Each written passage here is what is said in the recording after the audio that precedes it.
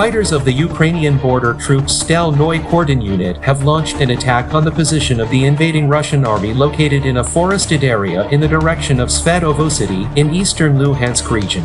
Approaching the invaders' position as close as possible with an armored car, the Ukrainian fighters opened fire from various firearms and grenades, destroying Russian soldiers in the area and managing to capture their position.